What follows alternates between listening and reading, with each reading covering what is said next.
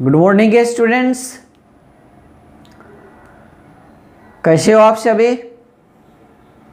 अच्छे होंगे आप सभी, मुझे आशा है।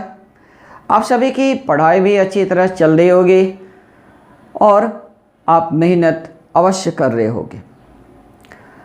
आज मैं वेक्टर एनालिसिस के लेक्चर नंबर 3 में आपके साथ जुड़ रहा हूँ और मैं आपसे अपेक्षा करता हूँ कि इससे पहले आपने वेक्टर एनालिसिस का लेक्चर 1 और लेक्चर 2 को अवश्य देखा होगा। और अगर कोई छात्र पहली बार इस लेक्चर के साथ जुड़ रहे हो तो मैं उनसे निवेदन करता हूँ कि आप लेक्चर 1 और लेक्चर 2 को पहले देख लें तो ज़्यादा बेहतर होगा। आज मैं शुरुआत करता हूँ टाइप ऑफ वेक्टर्स के साथ। तो ऐसा है कि जो वेक्टर्स होते हैं ये मुख्य रूप से 2 टाइप के होते हैं। उसमें से पहला जो टाइप है वो है पोलर वेक्टर कहलाता है और जो दूसरा टाइप है वह एक्सियल वेक्टर कहलाता है। आप सोच रहे होंगे कि सर बोल रहे हैं कि मुख्य रूप से 2 ही टाइप के होते हैं। वाकई अगर आप एक्सिस की डिपेंडेंसी के बारे में आप सोचो तो 2 प्रकार की बात आपके सामने आएगा। एक वह वेक्टर्स जो कि एक्सिस के ओरिएंटेशन पर डिपेंड करता है और दूसरा वह जो एक्सिस के ओरिएंटेशन पर डिपेंड नहीं करता है। तो इस रिस्पेक्ट में वेक्टर्स 2 प्रकार के हो गए।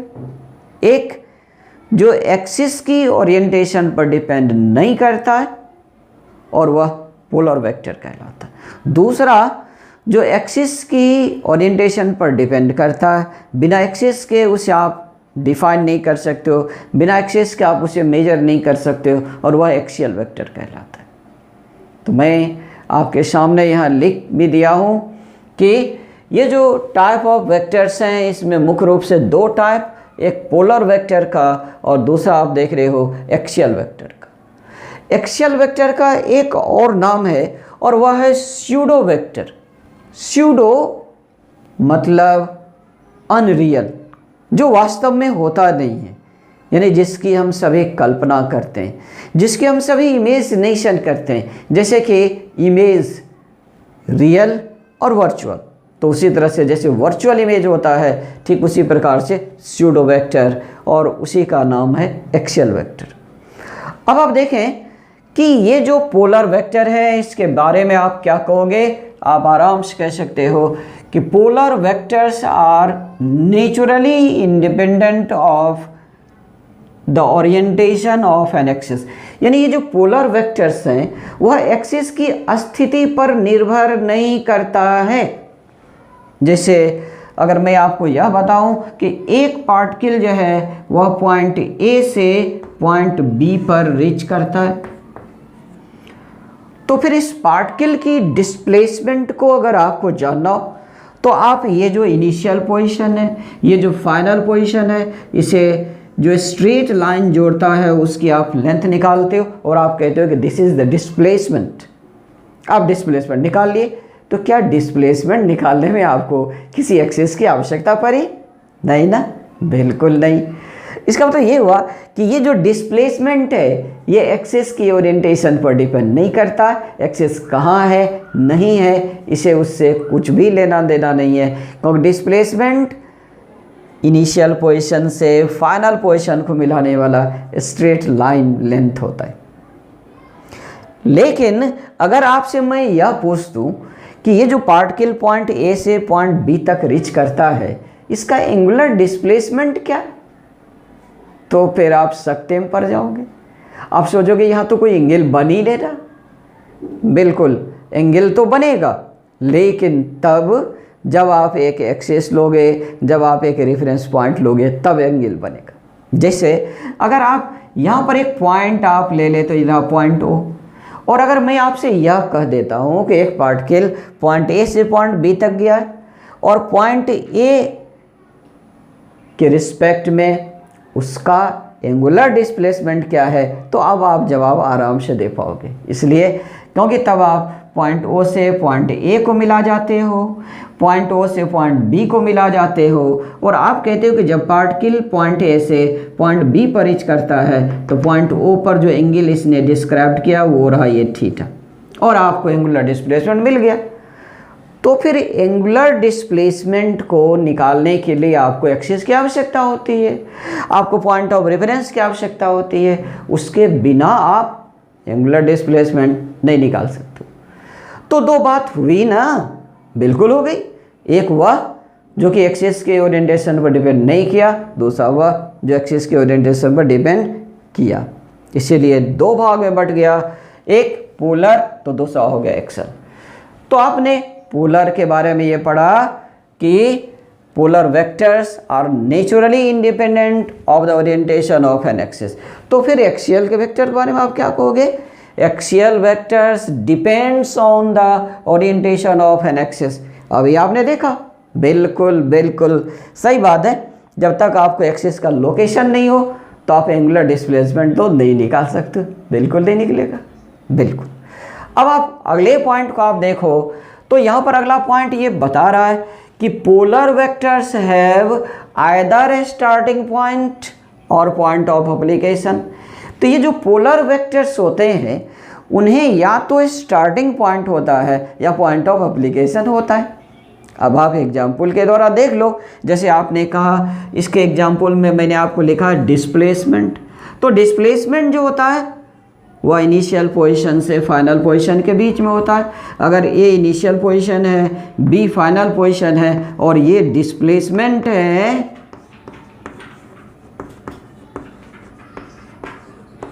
तो ये तो बात बिल्कुल स्पष्ट है कि यह जो पॉइंट ए है ना सर, यह पॉइंट ए ही तो स्टार्टिंग पॉइंट है, क्योंकि ये जो डिस्प्लेसमेंट है यह पॉइंट ए से स्टार्ट होता है।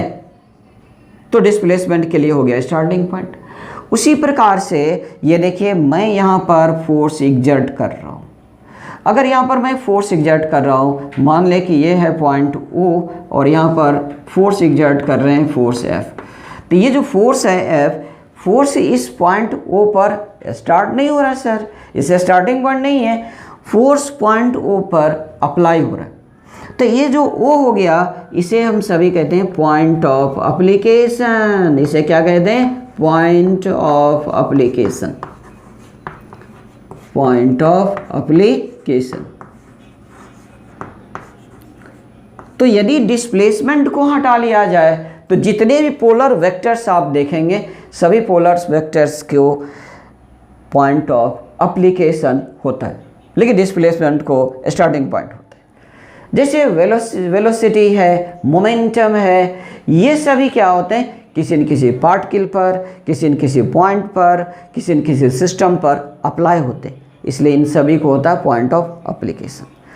अब आप दूसरा पक्ष में आ जाओ। मैं अब एक्सियल वेक्टर के बारे में फिर बात करना शुरू करता हूँ, और आप देखें मैंने यहाँ पर आपको स्पष्ट किया है कि axial vector is along an axis. Axial vector जो होता है वह एक्सिस की डायरेक्शन में होता है। जी हाँ, एक्सिस की डायरेक्शन में होता है। मैं इसे भी आपको समझा दूंगा कि एक्सिस की डायरेक्शन में कैसे।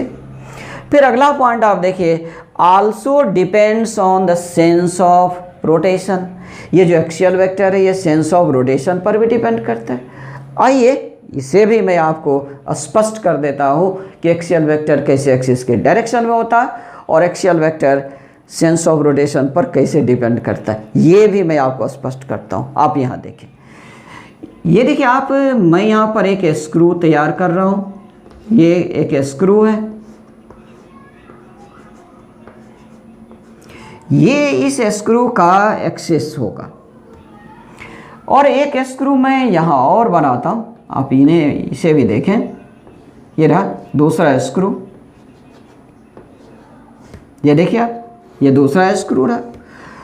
अब ये जो स्क्रू है इसे मैं एंटी क्लॉकवाइज डायरेक्शन में रोटेट करता हूँ, अर्थात इस तरह मैं घुमा रहा हूँ इस स्क्रू को, और ये जो स्क्रू है इसे मैं क्लॉकवाइज सेंस में घुमाता हूँ। बिल्कुल स्क्रू, आपने ज़रूर स्क्रू को टाइट किया होगा, ढीला भी किया होगा, और आपको पता है कि स्क्रू को टाइट करने के लिए क्लॉकवाइज और उसे ढीला करने के लिए एंटी क्लॉकवाइज घुमाना पड़ता है। सभी जानते हैं, आप भी जानते हो। अब आइए आप यहाँ देखिए, ये जो स्क्रू है जिसे आप एंटी क्लॉकवाइज डायरेक्शन में आप रोटेट करते हो, वह स्क्रू जो है, ये जो स्क्रू का एक्सिस है, इस डायरेक्शन में अपवर्ड डायरेक्शन में ये मूव करता है, इधर ये मूव करेगा। और जिस स्क्रू को आप क्लॉकवाइज डायरेक्शन में आप रोटेट कर रहे हो, यह स्क्रू डाउनवर्ड डायरेक्शन में मूव कर जाता है। ये डाउनवर्ड नीचे जाएगा और ये बाहर की ओर आएगा, लेकिन एक्सिस की डायरेक्शन में ही यह मूव करता है। तो फिर ये स्क्रू जो है, ये जो अप और डाउन यानी आउटसाइड और इनसाइड ये मूव कर रहा है, किस क्वांटिटी कारण से? That is torque. वह टॉर्क है, वह टॉर्क के कारण से वह आउटवर्ड और इनवर्ड मूव करता है। बिल्कुल बिल्कुल। तो यहाँ आप इस कंडीशन में देखें कि ये जो टॉर्क है, ये अलोंग द एक्सिस तो है लेकिन आउटसाइड है, और यहाँ पर जो टॉर्क है वह भी अलोंग द एक्सिस है, लेकिन यहाँ पर ये इनसाइड डायरेक्शन में है, इनसाइड डायरेक्शन में। तो क्या आपको क्लियर हुआ? मैं आपको दोबारा याद दिला देता हूँ कि axial vector is along an axis, आप देख पा रहे हो, बिल्कुल। Also depends on the sense of rotation, ये जो एक्सियल वेक्टर है सेंस ऑफ रोटेशन पर भी डिपेंड करता है, बिल्कुल करता है। तो मैंने आपको ये बताया कि जो वेक्टर्स हैं मुख्य रूप से दो टाइप के होते हैं, एक पोलर और दूसरा एक्सियल। क्या है पोलर और क्या एक्सियल, मैंने आपको समझाया भी, मैंने आपको लिख भी दिया है। और अगर आप कागज़ और कलम लेके रखे हो तो मैं अपेक्षा करता हूँ कि वीडियो को पॉज करके आप इसे लिख भी सकते हो, आप डायग्राम भी बना सकते हो। और आप ऐसा करोगे, मुझे विश्वास है, क्योंकि आप सभी अच्छे स्टूडेंट्स में काउंट हो रहे हो और आप सभी लाइफ में बहुत अच्छी जगह पर पहुंचना चाहते हो, एक ऊंचाई पर पहुंचना चाहते हो, तो निश्चित रूप से आप पढ़ाई तो मन से करोगे ही। अब मैं आपका ध्यान कॉमन टाइप ऑफ वेक्टर्स की ओर ले जाना चाहता हूं। इसमें सबसे पहले मैं आपका ध्यान ले चलना चाहता हूं प्रॉपर वेक्टर पर।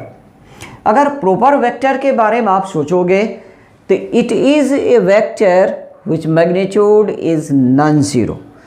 तो एक वेक्टर का मैग्नीट्यूड अगर नॉन ज़ीरो है, डैट मीन जीरो के अलावा कुछ भी मैग्नीट्यूड है, तो वो प्रॉपर वेक्टर कहलाएगा। तो अब इसके बारे में ज़्यादा कुछ सोचने की ज़रूरत है नहीं, तो प्रॉपर वेक्टर आपका फिनिश हो जाता है। और अगर मैग्नीट्यूड के आधार पर जाते हैं तो अब दूसरा जो नंबर है, दूसरा जो टाइप है, उसमें मैं जीरो वेक्टर को लाता हूँ और आप कह सकते हो it is a vector which magnitude is zero. तो यहाँ भी आप देख लीजिए, आप मैग्नीट्यूड के आधार पर ये दो टाइप आ रहा है, एक जिसका मैग्नीट्यूड नॉन जीरो है प्रॉपर वेक्टर, और जिसका मैग्नीट्यूड ज़ीरो है वह ज़ीरो वेक्टर हो गया। तो यहाँ भी आप कह सकते हो कि ज़ीरो और नॉन जीरो के कारण से दो टाइप यहाँ भी बन जा रहा है। अब जीरो वेक्टर के बारे में मैं कुछ और ख़ास बात पर आपके ध्यान दिलाना चाहता हूँ।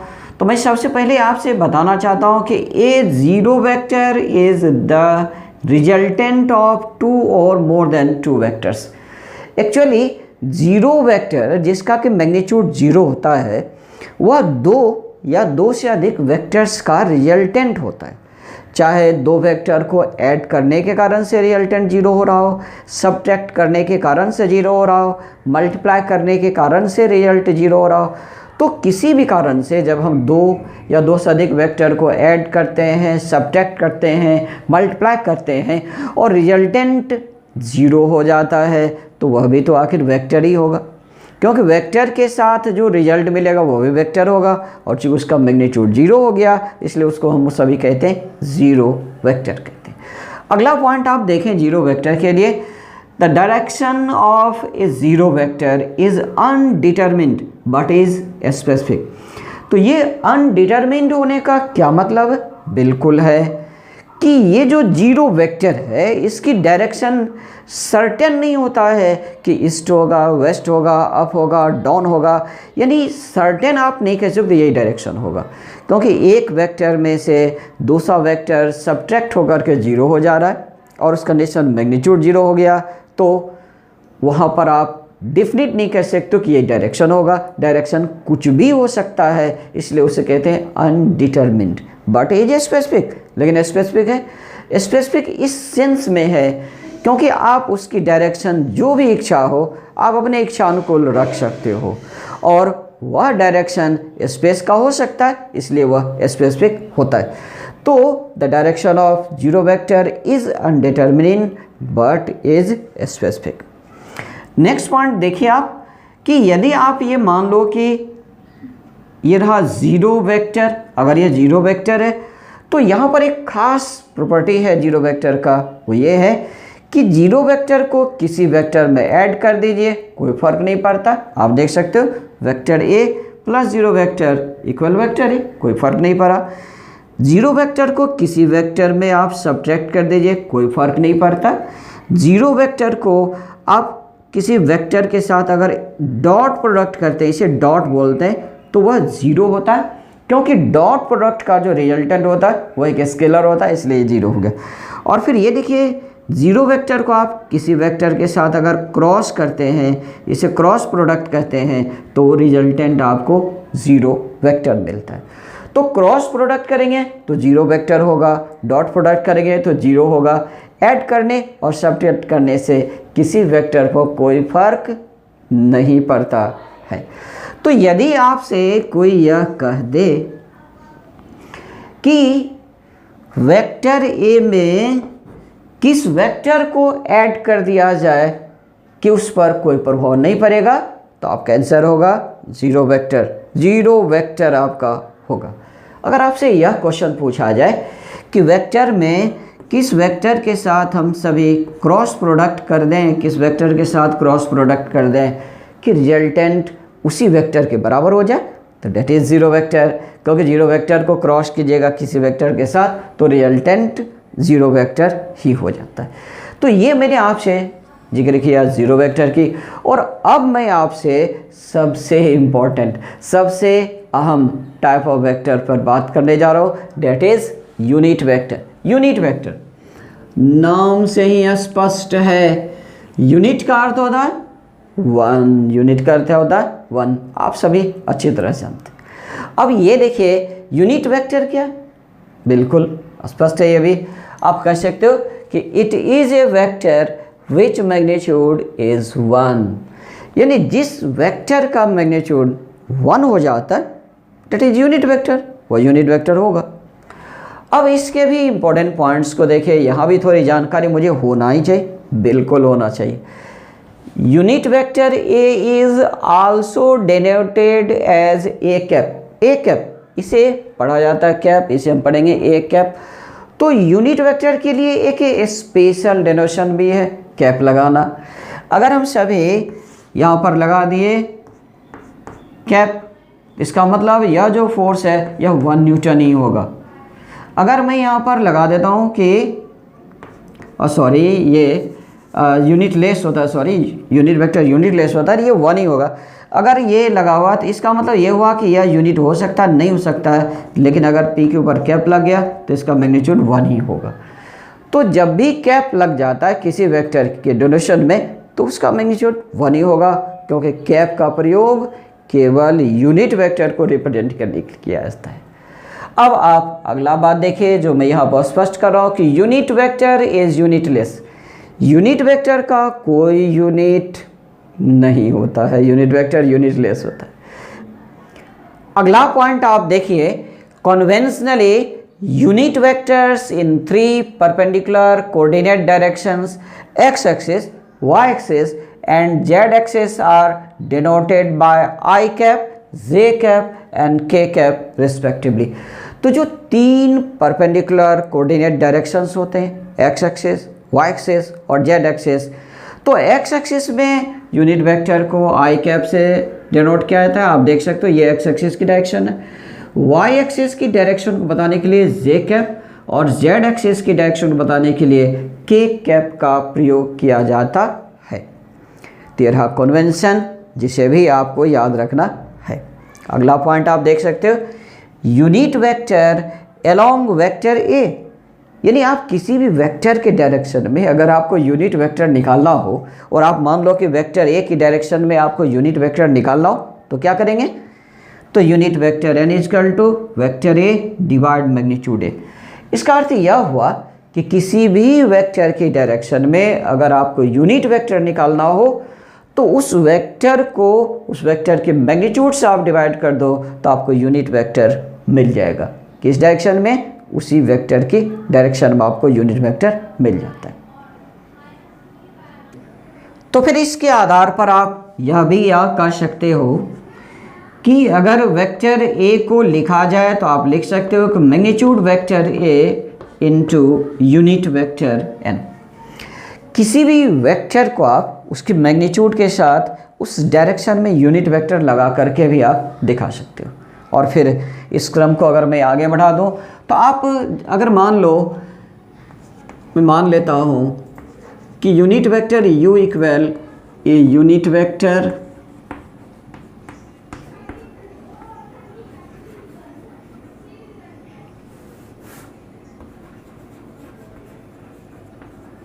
along vector r।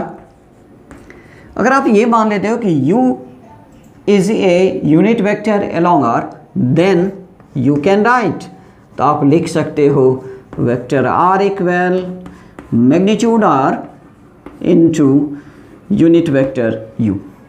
यानी आप उस वेक्टर के मैग्नीट्यूड में उस डायरेक्शन में एक यूनिट वेक्टर को लगा करके आप रिप्रेजेंट कर सकते हो। और अब एक और इम्पॉर्टेंट पॉइंट, और बहुत ही इम्पॉर्टेंट, वह ये है कि ये unit vector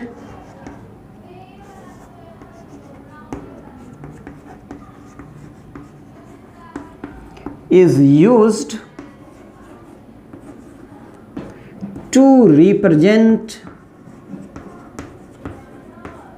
direction of a vector, to represent direction of a vector।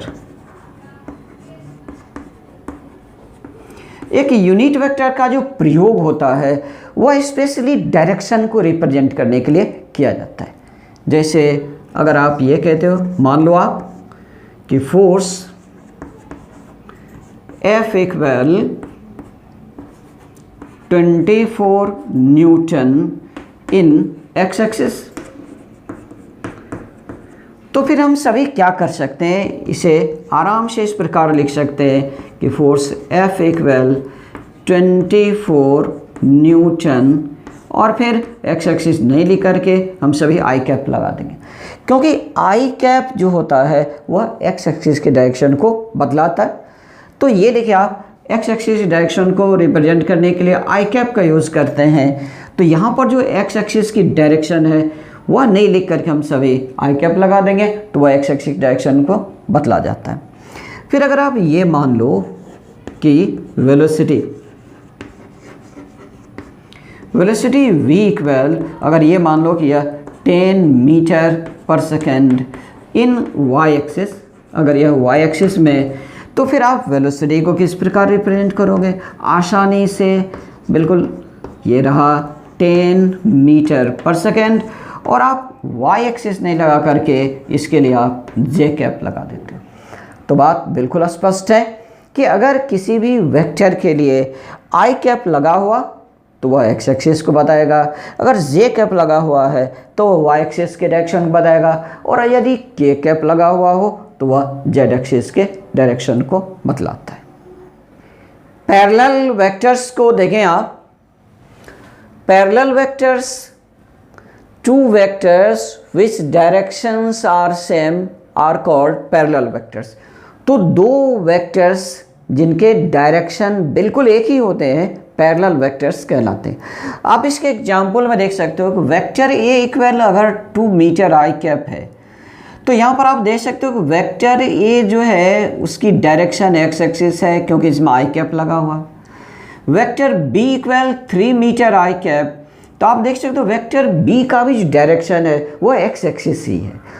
तो चूंकि वेक्टर ए और वेक्टर बी दोनों का डायरेक्शन बिल्कुल सेम है, यहाँ पर याद रखिएगा कि मैग्नीट्यूड बराबर हो या ना हो, मैग्नीट्यूड से यहाँ कुछ लेना देना नहीं, यहाँ डायरेक्शन से लेना देना है। अगर डायरेक्शन दो वेक्टर्स के बिल्कुल सेम हो जाते तो उस कंडीशन में दोनों वेक्टर्स पैरेलल वेक्टर्स कहलाते हैं। तो आप यहाँ कह सकते हो कि here vector A parallel vector B, बिल्कुल वेक्टर ए वेक्टर बी के पैरेलल है। और चूंकि दो पैरेलल वेक्टर्स के डायरेक्शन सेम होते हैं तो जाहिर सी बात है कि उनके बीच का एंगल 0 डिग्री होगा या 0 रेडियन होगा। तो आप कह सकते हो कि angle between two parallel vectors is 0 degree. तो ये तो रहा पैरेलल वेक्टर्स। और अब मैं आपसे बात करता हूँ एंटी पैरेलल वेक्टर्स। ये तो था पैरेलल वेक्टर्स, अब मैं बात करता हूँ एंटी पैरेलल वेक्टर्स की। तो ऐसा है कि दो वेक्टर्स जिनके डायरेक्शन एक दूसरे के बिल्कुल अपोजिट, डेट मीन एक वेक्टर अगर एक्स एक्सिस में है, एक्स पॉजिटिव में तो दूसरा एक्स नेगेटिव में, अगर एक वेक्टर वाई पॉजिटिव में तो दूसरा वाई नेगेटिव में, एक अगर जेड पॉजिटिव में दूसरा जेड नेगेटिव में, तो उस कंडीशन में दोनों वेक्टर एंटी पैरेलल वेक्टर्स कहलाते हैं।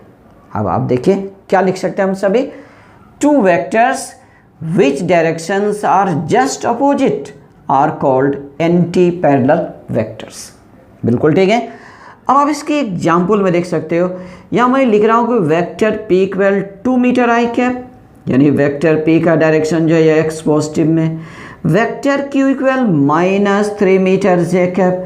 तो आपको याद है ना, मैंने आपको बतलाया है कि ये जो निगेटिव साइन होता है वो डायरेक्शन को स्पष्ट करने के लिए होता है। तो ये जो माइनस है यह बता रहा है कि ये जो वेक्टर क्यू, सॉरी यहाँ पर आप ध्यान दीजिएगा, यहाँ जे कैप गलत लिखा हुआ है, मैं यहाँ पर आई कैप ही लिखूँगा। Vector Q equal -3 metre I cap.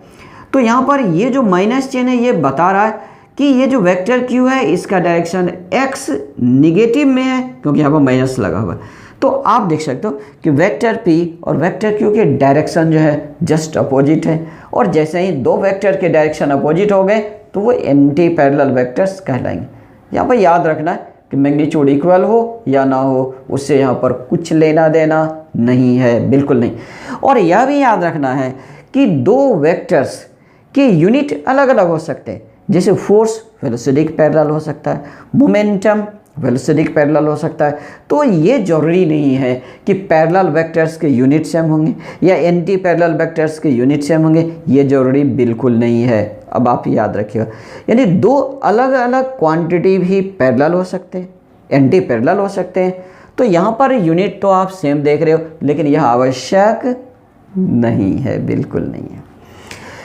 अब मैं आपसे डिस्कस करना चाहता हूँ कि angle between two anti parallel vectors is 180 degree. तो अपोजिट डायरेक्शंस के बीच जाहिर है कि 180 डिग्री का ही तो एंगल बनेगा, डेट मीन पाई रेडियन। तो एंटी पैरेलल वेक्टर्स के बीच में जो एंगल बनता है वह पाई रेडियन या आप 180 डिग्री कह सकते हो। अब अगला जो है वह है को एक्सियल वेक्टर्स या कोलिनियर वेक्टर्स। अब ऐसा है कि जो पैरेलल वेक्टर्स होते हैं या एंटी पैरेलल वेक्टर्स होते हैं उन्हें संयुक्त रूप में, कंबाइंड रूप में को एक्सियल या कोलिनियर वेक्टर्स कहा जाता है। तो मैंने यही तो लिखा है, आप पढ़ सकते हो कि parallel vectors and anti parallel vectors in combined are known as coaxial vectors. Coaxial को ही कोलिनियर वेक्टर्स भी कहा जाता है। अब आप समझ सकते हो कि पैरेलल भी कोएक्सियल में होगा, एंटी पैरेलल भी कोएक्सियल में होगा, तो जाहिर है कि दो कोएक्सियल वेक्टर्स के बीच का एंगल 0 डिग्री हो सकता है या 180 डिग्री हो सकता है। तो देखिए मैं यहाँ स्पष्ट कर दिया हूँ कि angle between two coaxial vectors में 0 डिग्री और में 180 डिग्री, बिल्कुल ठीक है। अब मैं आपसे डिस्कस करता हूँ को इनिशियल वेक्टर्स को।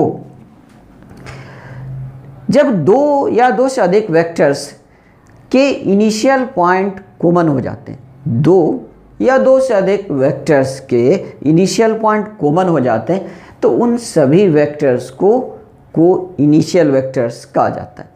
आप डायग्राम में यहाँ देख सकते हो, यहाँ पर 3 फोर्सेस हैं जिनका कि इनिशियल पॉइंट बिल्कुल कॉमन है। Force F1, force F2, force F3, तीनों ही के इनिशियल पॉइंट कॉमन है। इसका मतलब हुआ कि F1, F2 and F3 are co initial forces, ये तीनों को इनिशियल फोर्सेस हैं। तो क्वेश्चन में ऐसा लिखा हुआ मिलेगा कि द रिजल्टेंट सम ऑफ 3 को इनिशियल फोर्सेस इज 0। तो को इनिशियल को आपको समझना पड़ेगा। को इनिशियल का अर्थ यानी सभी वेक्टर के इनिशियल पॉइंट कॉमन हैं। तो चलिए परिभाषा क्या लिखा जाएगा, तो स्पष्ट है, vectors which initial point are common are known as co initial vectors. तो फिर इस डायग्राम के आपके आधार पर कह सकते हो कि here force 1, force 2 and force 3 are co initial forces, co initial forces. यहाँ पर ये तीनों जो हैं को इनिशियल फोर्सेस हो सकते हैं। तो को initial forces, co initial vectors, को इनिशियल मोमेंटम, तो ये तो होगा ही। और इस तरह के क्वेश्चन में लैंग्वेज आपको मिलेंगे। अब मैं आपसे बात करता हूँ को प्लेनर वेक्टर्स के। ऐसा है कि वे सभी वेक्टर्स जो कि एक ही प्लेन में एग्जिस्ट करते हैं, वे सभी वेक्टर्स जो कि एक ही प्लेन में एग्जिस्ट करते हैं कोप्लेनर वेक्टर्स कहलाते हैं। तो आप क्या लिख सकते हो कि vectors which exist in a same plane are known as coplanar vector. तो ये हो गए कोप्लेनर वेक्टर। और एग्जाम्पल अगर आप देखना चाहो तो आप देख सकते हो कि vector p equal 2 metre I cap plus 5 metre J cap. आप यहाँ देखो कि ये जो वेक्टर p है ये किस प्लेन में एग्जिस्ट कर रहा है। आई कैप एक्स एक्सिस डायरेक्शन को बताता है, जे कैप वाई डायरेक्शन को। इसका मतलब ये जो वेक्टर p है यह एक्स वाई प्लेन में एग्जिस्ट कर रहा है। अब आप वेक्टर q को देखो, आप 4 metre I cap plus 3 metre J cap, ये भी एक्स वाई प्लेन में ही एग्जिस्ट कर रहा है। तो चूंकि वेक्टर p और वेक्टर q ये दोनों एक ही प्लेन एक्स वाई प्लेन में एग्जिस्ट कर रहे हैं, इसका मतलब ये दोनों कोप्लेनर वेक्टर्स हैं। कोप्लेनर वेक्टर्स के बीच का एंगल 0 डिग्री से लेकर के 180 डिग्री में से कुछ भी हो सकता है। यहाँ पर ये सर्टेन नहीं कि एंगल कितने डिग्री होगा, लेकिन 0 से 180 तक कुछ भी हो सकता है, आपको याद रखना है। अब मैं आपसे बात करता हूँ इक्वल वेक्टर्स की। अब ऐसा है कि दो वेक्टर्स अगर हर तरह से आइडेंटिकल हो, यानी मैग्नीट्यूड भी आइडेंटिकल, डायरेक्शन भी आइडेंटिकल, तो फिर दोनों वेक्टर जो है वो इक्वल वेक्टर्स कहलाते हैं। तो आप क्या कह सकते हो बिल्कुल आराम से कि two vectors which both magnitude and direction are identical are known as equal vectors. यानी दो वेक्टर के मैग्नीट्यूड भी आइडेंटिकल है, डायरेक्शन भी आइडेंटिकल है। अगर दोनों आइडेंटिकल हैं तो इसका मतलब दोनों जो हैं वह इक्वल वेक्टर्स कहलाएंगे। अब एग्जाम्पल को देखो, अगर आप कहते हो vector A equal 2 metre I cap plus 3 metre J cap, vector B equal 2 metre I cap plus 3 metre J cap, तो यहाँ तो ये दोनों वेक्टर यानी वेक्टर ए और वेक्टर बी बिल्कुल आइडेंटिकल हैं, मैग्नीट्यूड भी सेम, डायरेक्शन से भी सेम। तो आप तो कह ही सकते हो कि here vector A equal vector B, यानी ये दोनों वेक्टर्स जो हैं वो इक्वल हैं। अब जबकि दो इक्वल वेक्टर्स के डायरेक्शन सेम होते हैं, इसका मतलब इक्वल वेक्टर जो पैरेलल होंगे। तो मैं अगले पॉइंट में बिल्कुल क्लियर करता हूँ कि equal vectors must be parallel. जो भी इक्वल वेक्टर्स हैं वो निश्चित रूप से पैरेलल होंगे। लेकिन इसका उल्टा आप मत सोचना, आप ये नहीं सोचना कि पैरेलल वेक्टर है तो इक्वल हो जाएगा, बिल्कुल नहीं। हो भी सकता है, नहीं भी हो सकता है। तो इक्वल वेक्टर्स है तो निश्चित रूप से पैरेलल होगा क्योंकि डायरेक्शन तो सेम है। लेकिन अगर दो पैरेलल वेक्टर्स हैं तो इक्वल वेक्टर हो सकते हैं, नहीं भी हो सकते हैं। इसलिए क्योंकि डायरेक्शन तो सेम है, मैग्नीट्यूड इक्वल है या नहीं ये पता नहीं। तो जब तक मैग्नीट्यूड भी सेम नहीं होगा तो इक्वल तो नहीं हो सकता। और अगला पॉइंट आप देखिए, vector difference of equal vector is a zero vector. अब आप देख लीजिए, अगर vector A equal vector B आप कह रहे हो तो ऐसा अगर हो जाए कि vector A equal vector B हो जाए, यानी दो वेक्टर इक्वल वेक्टर्स हैं, तो फिर आप ये भी तो कह सकते हो ना कि vector A minus vector B equal zero vector, यानी इसका डिफरेंस 0 हो जाएगा। बिल्कुल। अब मैं आपका ध्यान यहाँ आकर्षित कराना चाहता हूँ, वो है opposite vectors, negative vectors. Opposite vector को ही नेगेटिव वेक्टर्स भी कहा जाता है। ये क्या है? ऐसा है कि दो वेक्टर्स जिनके मैग्नीट्यूड बिल्कुल सेम हो जाए, मैग्नीट्यूड बिल्कुल बराबर हो जाए, लेकिन अगर डायरेक्शन ठीक उल्टा, एक दूसरे के विपरीत, तो उस कंडीशन में उसको हम लोग अपोजिट वेक्टर्स कहते हैं। अरे अपोजिट तो आप जानते हैं, हम सभी दुश्मन का अपोज करते हैं, और दुश्मन एक पूरब तो दूसरा पश्चिम मुँह, यानी दोनों एक दूसरे के बिल्कुल विपरीत चलता है। तो यहाँ भी तो वही बात है कि मैग्नीट्यूड सेम, डायरेक्शन अपोजिट, तो उन्हें हम सभी अपोजिट वेक्टर कहते हैं, या नहीं तो नेगेटिव वेक्टर्स कहते हैं। तो परिभाषा बिल्कुल क्लियर है। आप कह सकते हो कि two vectors which magnitude are equal but the directions are just opposite are called opposite vectors, और अपोजिट वेक्टर को ही नेगेटिव वेक्टर भी कहा जाता है। अब अगला पॉइंट जानने से पहले हम सभी एक एग्जाम्पल देख लें। अगर आप वेक्टर p को 2 metre i cap plus 3 metre j cap कहते हो, और वेक्टर q को -2 metre i cap minus 3 metre j cap, तो आप देख सकते हो कि q में अगर माइनस लगा दोगे तो वह वेक्टर p के बराबर हो जाएगा। बिल्कुल, आप एक बार लगा के तो देखो, अगर -q आप कर दोगे तो वह तो 2 metre i cap plus 3 metre j cap हो जाएगा। इसका मतलब ये हुआ कि vector q equal minus vector p, या vector p equal minus vector q। बिल्कुल, तो आप यहाँ पर कह सकते हो कि here vector p equal minus vector q, और अगर vector p equal minus vector q है, इसका मतलब ये हुआ कि अगर हम वेक्टर p को और वेक्टर q को ऐड कर देंगे तो रिजल्ट तो 0 वेक्टर होगा। इसलिए आप देखिए ये इंपॉर्टेंट, ये पॉइंट आपका सामने बिल्कुल क्लियर क्या हुआ है कि vector sum of opposite vectors is a 0 vector. बिल्कुल 0 वेक्टर होगा, क्योंकि अगर आप ये कहते हो कि vector p equal minus vector q, तो फिर आप देख लो, आप स्वयं ही समझ जाओगे, या आप vector p plus vector q equal 0 vector तो कहना ही पड़ेगा, ये होगा ही होगा। इसे ये बिल्कुल स्पष्ट है कि अपोजिट वेक्टर्स का वेक्टर सम 0 वेक्टर होता है। और एक और इम्पोर्टेंट पॉइंट, ये जो अपोजिट वेक्टर्स हैं इनके डायरेक्शन अपोजिट होते हैं, इसलिए इन्हें हम सभी एंटी पैरेलल वेक्टर भी कहेंगे। तो मैं यह भी पॉइंट क्लियर कर रहा हूँ कि opposite vectors are anti parallel. यहाँ पर मैं 2 और टाइप की बात करूँगा, हालांकि उसकी ज़्यादा ज़रूरत पड़ती नहीं, फिर भी मैं आपको बता देता हूँ। उसमें से एक है फ्री वेक्टर। ये फ्री वेक्टर का मीनिंग क्या है? बिल्कुल, अगर कोई एक वेक्टर हो जिसकी इनिशियल पॉइंट को लोकेट नहीं किया गया हो, यानी उसकी इनिशियल पॉइंट को आप जहाँ भी आपकी इच्छा हो वहाँ ले सकते हो, तो वह फ्री वेक्टर कहलाता है। जैसे एग्जाम्पल के लिए हम बोलते हैं कि a displacement of 10 metre in the direction of east, तो 10 मीटर डिस्प्लेसमेंट का मैग्नीट्यूड है, डायरेक्शन ईस्ट है, लेकिन मैं ये नहीं कह रहा हूँ कि ये जो डिस्प्लेसमेंट है स्टार्ट कहाँ से हो रहा है, यानी उसकी इनिशियल पोजीशन को मैं लोकेट नहीं कर रहा हूँ। जब किसी वेक्टर का इनिशियल पॉइंट लोकेट किया हुआ नहीं होता तो फ्री वेक्टर कहलाता है। और यदि इनिशियल पॉइंट को लोकेट कर दिया जाए, अगर मैं यह कहूँ कि a displacement of 10 metre in the direction of east from origin, तो मैंने यहाँ लगा दिया फ्रॉम ओरिजिन, यानी डिस्प्लेसमेंट 10 मीटर होगा, ईस्ट के डायरेक्शन में होगा, और उसका इनिशियल पोजीशन जो होगा वह ओरिजिन पर ही होगा। इसका मतलब ये हुआ कि यहाँ जो डिस्प्लेसमेंट है उसके इनिशियल पॉइंट को लोकेट कर दिया गया है।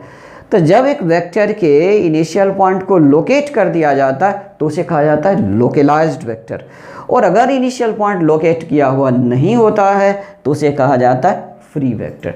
तो ये रहा फ्री, और इसका उल्टा हो गया लोकेलाइज्ड वेक्टर। तेरा फ्री वेक्टर और लोकेलाइज्ड वेक्टर। और अब आगे चल करके कम से कम 2 और वेक्टर की मैं आपसे जिक्र करूंगा, उसमें एक होगा पोजीशन वेक्टर और दूसरा होगा डिस्प्लेसमेंट। तो ये पोजीशन वेक्टर क्या होता है, इसे हम सभी तब अच्छी तरह समझ जाएंगे जब हम सभी वेक्टर का रिसोल्यूशन पढ़ लेते हैं, क्योंकि उसमें कंपोनेंट का यूज होगा और अभी हमने कंपोनेंट नहीं पढ़ा है, रिसोल्यूशन ऑफ वेक्टर नहीं पढ़ा है, इसलिए मैं यहाँ उसे नहीं बता रहा हूँ। मैं रिसोल्यूशन पढ़ाने के बाद आपको पोजीशन वेक्टर और डिस्प्लेसमेंट वेक्टर को डिस्कस करूँगा, जिससे कि आपको समझने में काफ़ी अच्छा होगा और सवाल आप आराम से बना पाओगे। मैं अगले लेक्चर में आऊँगा तो फिर मैं एडिशन ऑफ वेक्टर की जिक्र करूँगा, रूल्स ऑफ एडिशन के जिक्र करूँगा, वो बहुत इम्पोर्टेंट होगा और मैं उसे भी अच्छी तरह समझाऊँगा ताकि आपको कहीं भी कठिनाई नहीं हो। और फिर मैं अब आपको कुछ क्वेश्चंस PDF फॉर्म में भी देने जा रहा हूँ जिन्हें आपको सॉल्व करना है और उसे भी मैं लोड कर दूँगा। तो जैसे मैं लोड कर दूँगा तो आपको बता दूँगा कि आप किस सोर्स से उस PDF को प्राप्त करोगे। छात्रों, मैं विदा लेने से पहले आपसे और भी रिक्वेस्ट करना चाहता हूँ, वो ये कि आप सभी प्रत्येक लेक्चर को कंप्लीटली देखेंगे और उसे एक बार नहीं 2 बार 3 बार देखेंगे, ताकि पूरी तरह से वेक्टर आपके समझ में आएगा और आपको न्यूमेरिकल बनाने में बहुत सुविधा होगी, काफ़ी आसानी होगी। तो अभी मैं आपको कोई भी क्वेश्चन नहीं दिया हो, कोई क्वेश्चन की सॉल्यूशन नहीं कर रहा हूँ, लेकिन आप घबराना मत, क्योंकि मैं तो अभी आपका बेस तैयार कर रहा हूँ। जब बेस तैयार हो जाएगा तो मैं आपके साथ ऑब्जेक्टिव, न्यूमेरिकल सबको डिस्कस करने लगूँगा। तो छात्रों, मैं इस उम्मीद के साथ, मैं इस आशा के साथ आपसे विदा लेता हूँ कि आप मन से पढ़ोगे, स्वस्थ रहोगे, सुरक्षित रहोगे। तो आज मैं आपसे विदा लेता हूँ। बाय।